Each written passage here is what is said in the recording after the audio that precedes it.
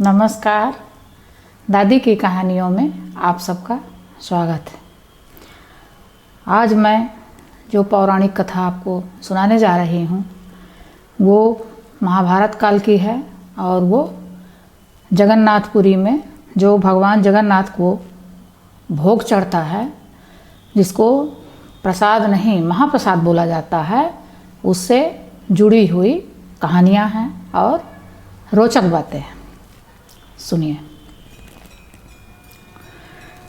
कहते हैं कि भगवान जगन्नाथ का प्रसाद दुनिया के सभी मंदिरों के प्रसाद से भिन्न और चमत्कारिक है।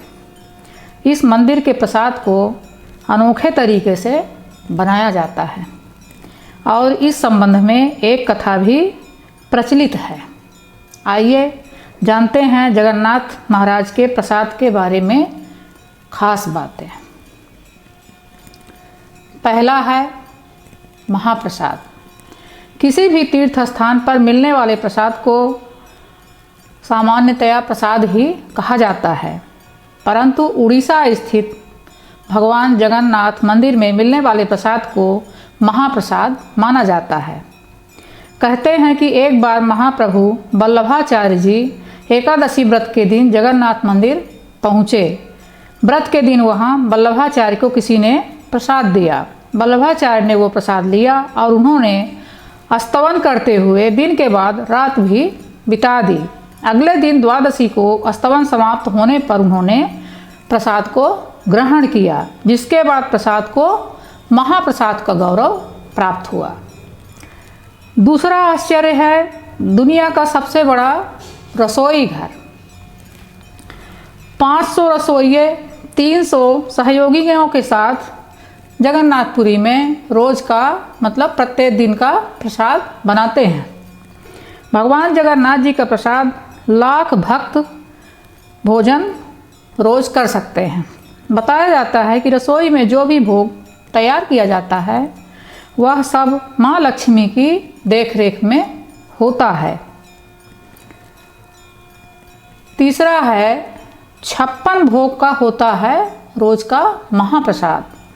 भोग के लिए रोज़ाना 56 तरह के भोग तैयार किए जाते हैं। ये सारे व्यंजन मिट्टी के बर्तनों में तैयार किए जाते हैं। मिट्टी के अलावा किसी भी बर्तन का उपयोग इसमें बनाने के लिए नहीं किया जाता।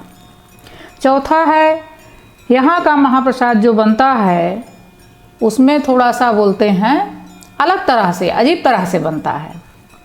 मंदिर की रसोई में प्रसाद पकाने के लिए 7 बर्तन एक दूसरे के ऊपर चढ़ाए जाते हैं, रखे जाते हैं और सब कुछ लकड़ी पर ही पकाया जाता है।